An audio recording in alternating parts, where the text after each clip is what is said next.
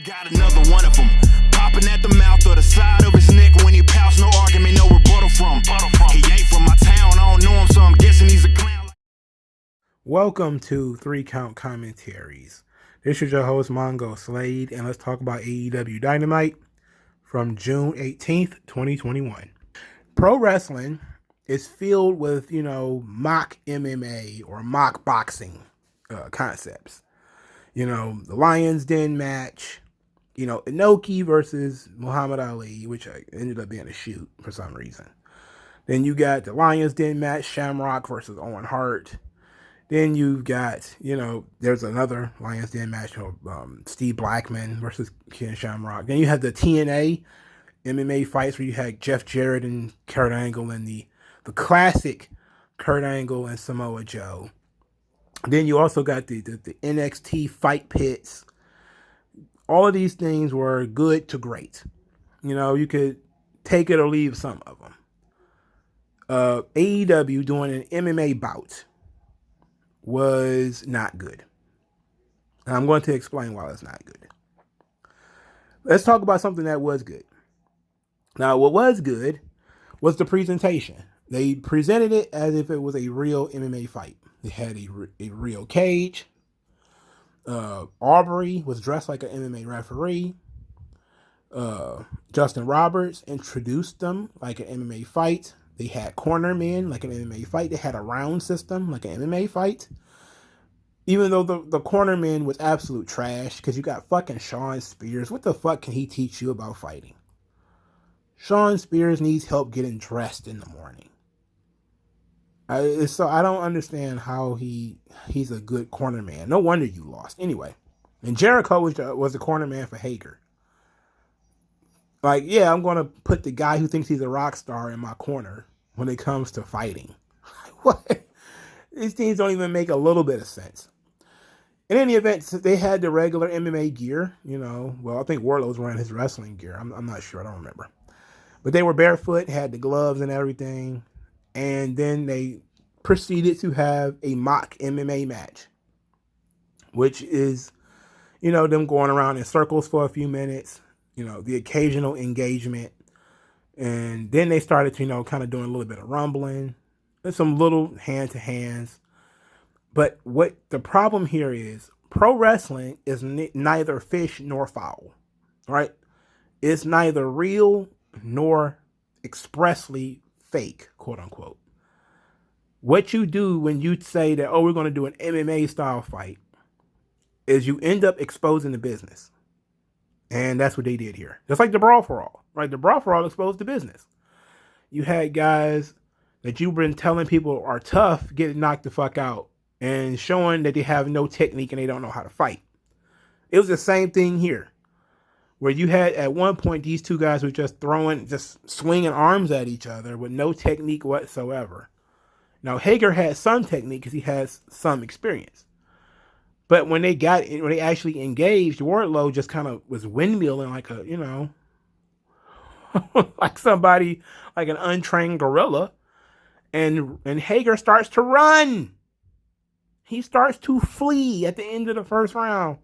He's backing up, running away. And I'm just thinking to myself, I can't believe they did this. I can't believe they did it. Now, the second round was, just as bad, to be quite honest. But, there was a little bit more action. Hager was clearly blown up. He was blown up in a worked MMA fight that was supposedly his specialty. He was blown up in the first round, if we're being honest. They broke out. Well, Wardlow broke out a Hurricane Rana in the second round, and I was like, okay, at least they're going to do something. They're going to try to work wrestling holes in here, which would have been fine with me. Like, here's the thing. Again, pro wrestlers neither fish nor fowl. You can go in. They could have went in there and did headlocks and arm bars and did creative ways of getting out of these holds, and it would have been solid. They catch each other, boom, kick, punch, whatever. But what they were doing was completely wasting everybody's time. It was poor MMA and it was bad pro wrestling.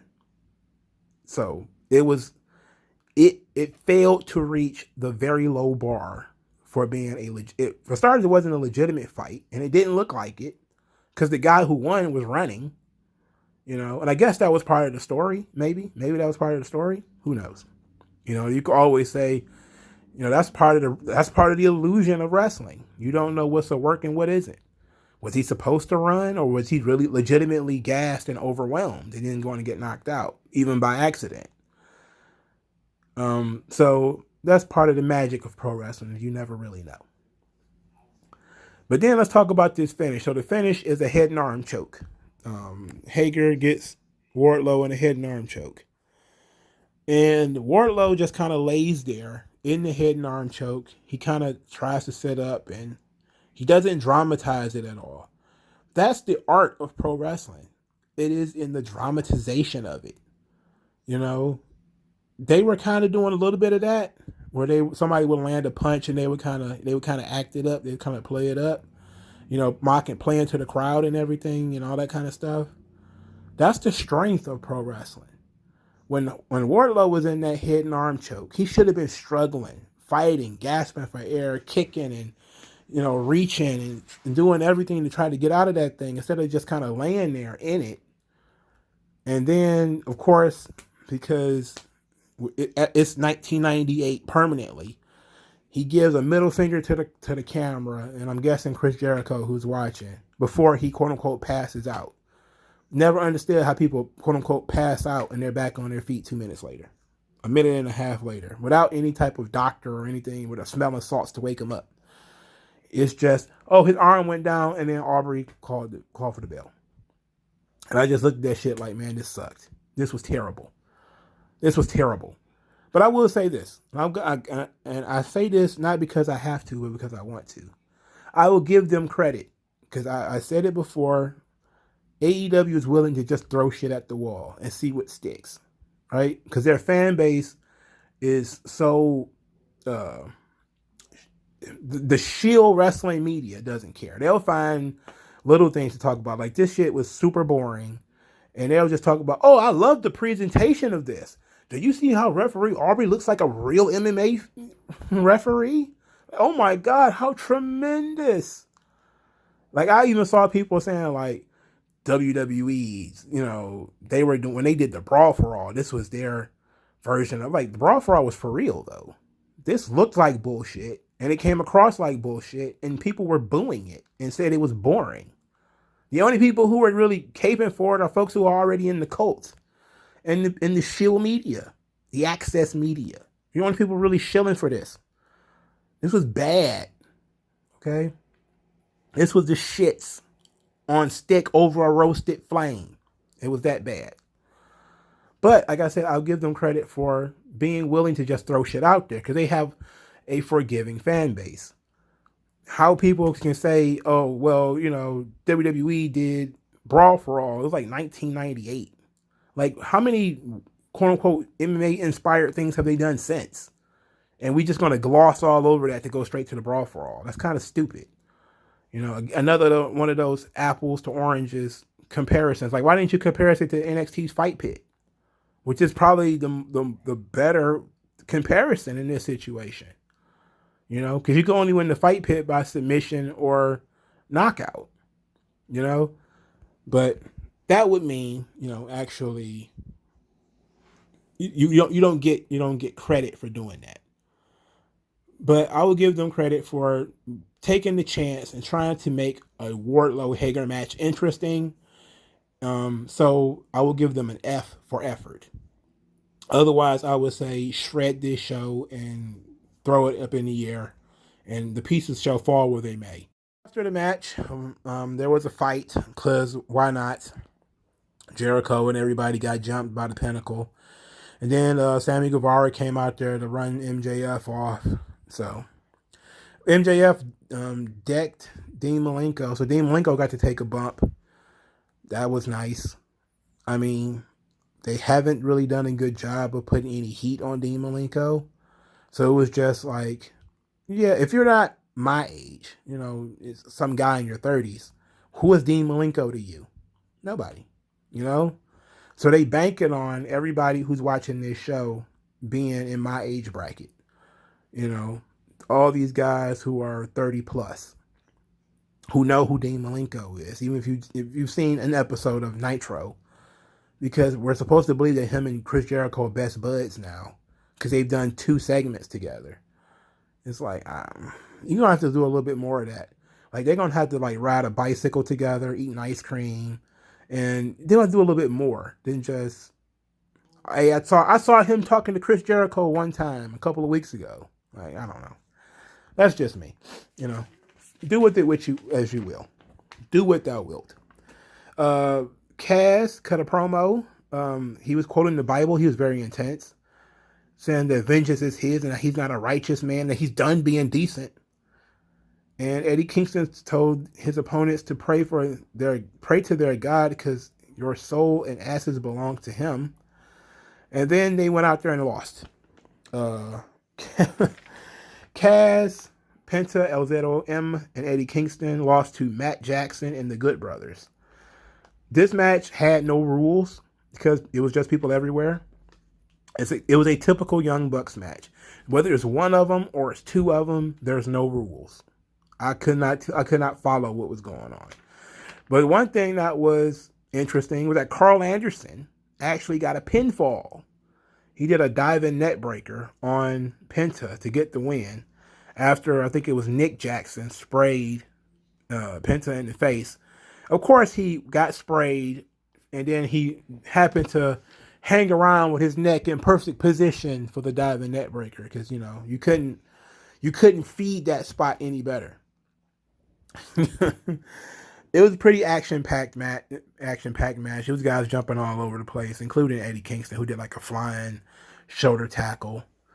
But it's just not my style, man. I just don't like that shit. You know, it's hard for me to find anything that's my style on this show. So those 2 were like the bookend main matches. For the rest of the show, Taz called out Starks and told him to end this feud with Cage, and then he called out Hangman and said he wanted Hangman to fight Hobbs. Hobbs actually talked, and I don't remember what his voice sounded like 2 minutes later. Scorpio Sky and Ethan Page took 25 minutes or whatever the hell to beat Darby Allin, who weighs 96 pounds. At one point, Darby Allin tied Ethan Page's legs together with a belt. I thought that was funny. But of course, this was like 15 minutes into the match after he's fighting both of these guys by himself. We're supposed to believe and we're supposed to applaud that these 2 guys beat Darby Allin, who again is 5'4" and 110 pounds. You know, it's like 2 guys jumped a small woman in an alleyway, and we supposed to be like, damn, these are some bad motherfuckers, man. They tough guys. Like, what? It took them twice as long as it would take any normal man to defeat somebody like Darby Allin. And don't give me that shit about, well, Darby Allin's being pushed. This is the wrong thing to do. The first and the easiest story to tell is the fucking visual story. You see one guy who is small and skinny. Another guy is big and muscular.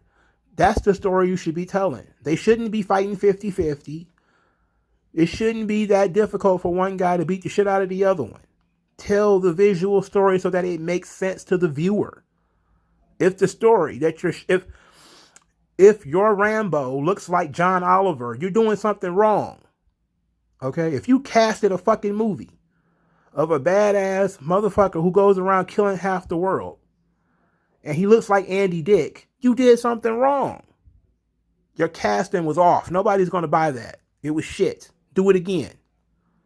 All right?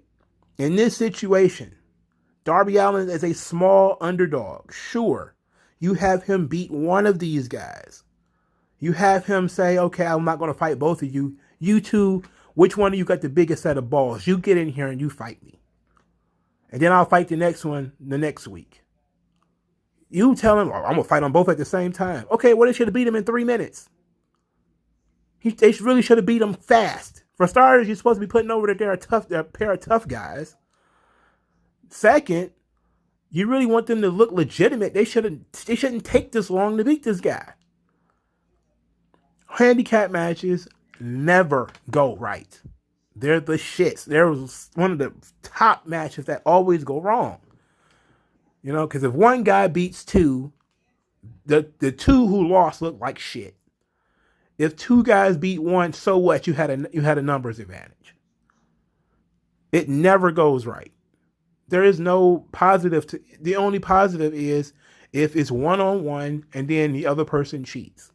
That way, at least things make sense.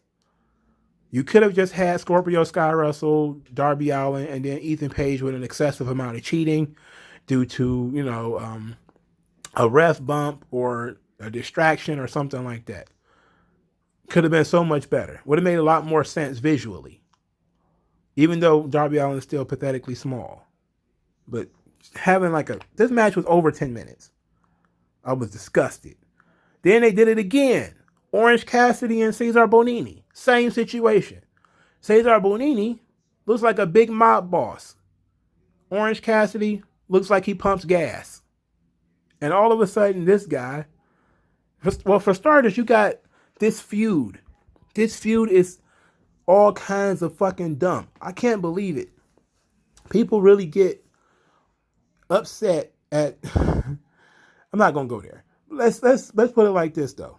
Let's say a certain old man who's about 76 years old would have booked a bunch of guys who don't look nothing alike, who have absolutely nothing in common, to call themselves the wingmen, and they want to give the undersized babyface a makeover.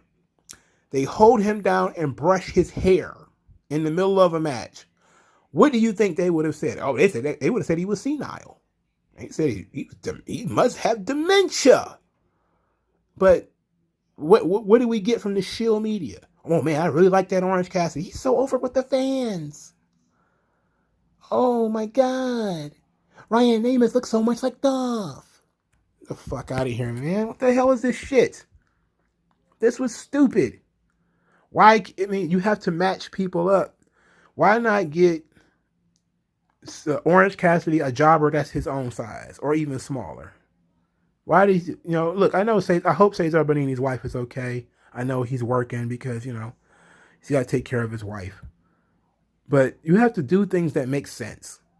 You got 100 run-ins. You got Peter Avalon running in. You got Namath running in. You got JD Drake running in. You got everybody running in and jumping all over the place to get involved in this match. This match was way too fucking long. If you're going to do this abortion, get it over quickly. Why does it need to be 7 or 8 minutes? I don't see what the fuck is the point. It's like they put some dark elevation shit on the show just to fuck with me. This was trash. And then as they were doing this, they were doing their big, gotta give the people what they want. Peter Avalon was screaming like, you shot Bambi's mom. This was fucking dumb. Then we get Jungle Boy, the only true babyface in wrestling, because he actually the only guy who actually does things that, stands up for anything, has any kind of spine. Jungle Boy gets, Omega confronts Jungle Boy backstage, and he talks about how he has no suit. I don't have my suit. I don't have my bling. And I decided there was going to be a date between you and me, baby. Your beautiful long hair. How about I got a picnic basket over here for us? A picnic basket? He actually said he got a picnic. You put your nose in my business. You're taunting my image. Now I come to fight. And Jungle Boy said, he'll fight him next week. And then so Kenny Omega offered a free punch. One free punch. And he put his arms behind his back. And Jungle Boy looked like he was going to take him up on that offer, which, he probably wasn't going to do it anyway. And then Michael Nakazawa hit him with a laptop from behind, which led to a very bad fight scene that showed that Kenny Omega couldn't bust a grape with a mallet with both hands if you gave it to him. Because you hit the guy with a goddamn laptop, he goes down, he gets right back up, and they throw some of the most garbage-looking punches in the world. The moment Omega starts to in any way lose, he flees, which of course is typical heel stuff. And then Michael Nakazawa prevents Jungle Boy from stopping the golf cart. He gets waylaid with a pretty good forearm from Jungle Boy. And as he's rolling off, Kenny Omega is like, I'm going to get you next week. I'm going to get you next week, Jungle Boy. I'm not going to lie. I got a pretty good chuckle out of that. Him riding off on that golf cart. They love golf carts around AEW. They really do. They love the golf cart. And anyway, Matt Hardy said he had a contract with Christian and Christian broke it. That's why he's on Christian's ass. And Christian then attacked him, and somehow through, I guess, magic or the sheer numbers, Christian ended up getting locked backstage somewhere. And Matt Hardy offered him a check and said, "This is your retirement fund. I'll give you this money if you retire right now. But if you keep coming after me, I'm going to have to retire you permanently." And Christian really wanted to fight Matt Hardy. He really wants to fight Matt Hardy. Because he didn't get to kick Matt Hardy in the head back in 2005. Edge did that. So he wanted to do that too. Then we got new daddy Cody Rhodes and Brock Anderson versus Aaron Solo and QT Marshall in a match that I damn near fell asleep on. I had no interest in this. I have no horse in this fight. I had no horse in this fight at all. I don't know if this show was taped. I don't know if it was taped or not. It felt like it was. I can't imagine Cody had a baby, or his wife had a baby, and then he decided to come wrestle fucking Aaron Solo and QT Marshall on Dynamite. So this match had to be taped. It had to be. Otherwise, what the fuck was the point? What was the point? Brock Anderson ended up pinning Aaron Solo with a jackknife pin, which led to Arn Anderson hugging his son after the match because, of course, he's proud of him. Jake Roberts talked about absolutely nothing while Lance Archer muttered and huffed behind him. They've gone backwards with Lance Archer. Now they're trying their best to do something with this guy. Nobody gives a shit. It's too late, okay? It's absolutely too late. Nobody cares about Lance Archer. You probably need to break them up. Andrade El Idolo. They've been talking about this segment for all week. What is he going to do with AEW? He comes in and he cuts the most flaccid promo and said almost nothing the entire time. AEW, they have many talent. They have many star. I top star. And he's like, okay. And then JR is clearly leading him in this promo like, we've got many championships around here. You got the AEW World title. You got the TNT title. They're both hot. They both have meaning. I'm sure you want to throw your name in that hat. He's like, championship, yes. Championship, yes. I was kind of like, oh, boy. Get to the fucking point. Andrade looks great. He doesn't have shit to say. The only thing that got the internet buzzing was he said he had a surprise. Him and Vicky got a surprise because he knows Vicky's family, and Vicky knows his family. And I'm thinking that Vicky is not going to be his manager, but it'll probably be Zelina Vega, aka Thea Trinidad, which of course is fine. Whatever. He needs somebody to speak for him. Because Andrade looks great, but he doesn't have a damn thing to say, and I don't get it. This was his chance. This was strike two. Maybe in a month or 6 months when he's been on the roster for a while, he'll find his voice, but he's got nothing to say right now. Hangman Page, again, nothing to say. He accepted the challenge of Will Hobbs, but when asked about being a number 2 contender, he changed the subject to talk about the Dark Order and give them credit for doing things and trying to motivate them. It's all stupid. Now I'm guessing he's supposed to be scared of having a title shot. It's dumb. It's dumb. Penelope Ford wrestles Julia Hart and defeats her by submission. Following which, the Varsity Blondes come into the ring to check on Julia Hart because Penelope Ford would not release the submission hold immediately. Normally, and wrestling with rules, they would have reversed the decision. But in any event, Miro came out and said that Kip Sabian's hurt, and then said that he was God's favorite champion and that he's going to look after Penelope. And then he gets in the ring and starts beating up on the Varsity Blondes, which leads to, I guess, Brian Pillman Jr. going to get a title shot. Because anybody can get a title shot at the TNT title. It's like Afro Samurai. Anybody can fight number 2, but only number 1 can fight. number one, or only a number two can fight the number one. You have to be in the ranking system to fight the world champion. But you could be any jabroni on the roster with any bullshit record. You know, brush up against the arm of the shoulder of the TNT champion, and you have to wrestle him for the title. I like this because I like Angry Miro and Nutty Miro because he's the one who injured Kip Sabian in the first place. So it's ironic that he actually cares about Penelope, but it's part of him just being an absolute psycho.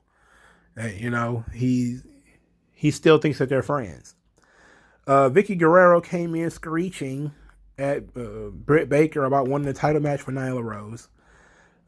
Britt Baker says, quote, "We ain't playing games, and we certainly ain't playing old maid." And I instantaneously both laughed and cried because I thought, like, man, Vicky should not be putting herself through this. Why would you let this young girl take a cheese grater to your reputation like that?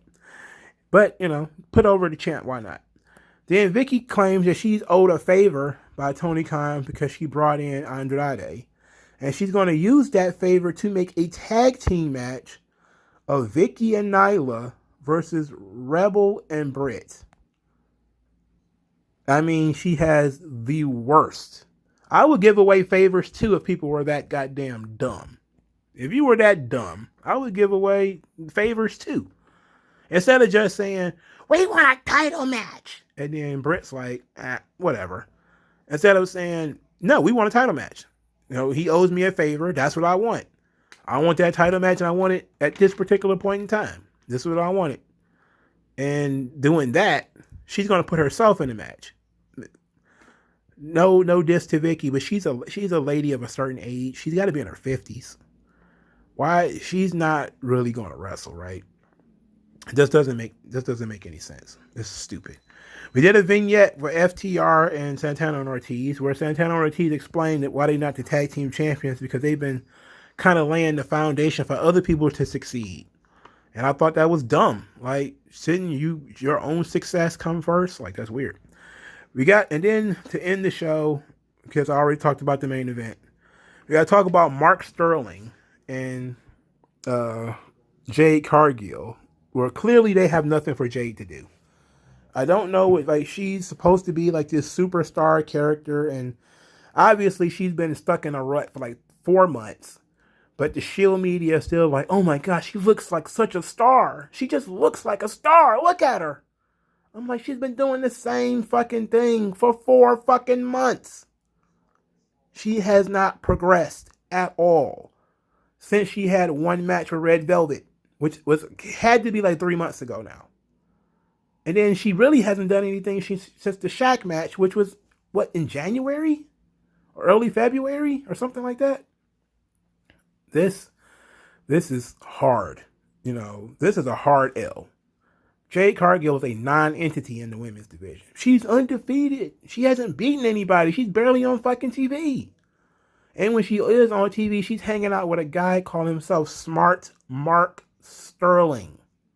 They're talking about the 4 seasons in Toronto. They're talking about hotels and shit. It's all worthless. The media needs to stop being shills. This show is trash. It's straight up trash. You have to be in the cult to believe to like this. Now, I can fully believe that they threw away this episode because this is the last Friday episode. Thank Jesus. Thank Jesus. I don't have to stay up till 2 a.m. doing goddamn recording fucking audio anymore. But I can believe they just threw this show away. Okay, like, fuck it. This the last Friday. Let's just get it out. Get it over with. If that's the case, okay. But this was trash. This was a trash show. The main event wasn't good. It was just guys jumping all over the place. Nobody had any control. Guys just do whatever they want. A random women's match for no reason. Miro was cool, though. I did kind of like the vignette for Santana and Ortiz and FTR. I just think that they made Santana and Ortiz sound dumb in that thing. The cage fight was not good. It was really not good. And then the post-match is also not good. They try to do it all early and say, "Hey, here's the main event. Now y'all can go to bed or something. Go to your girlfriend's house." But this was bad. This sucked. Let me know what you guys think. Like, share, subscribe, donate, and I'll talk to you guys later. Old non-aggression. Once that lesson sets in, you'll see a session where you got an affection for no progression, regression.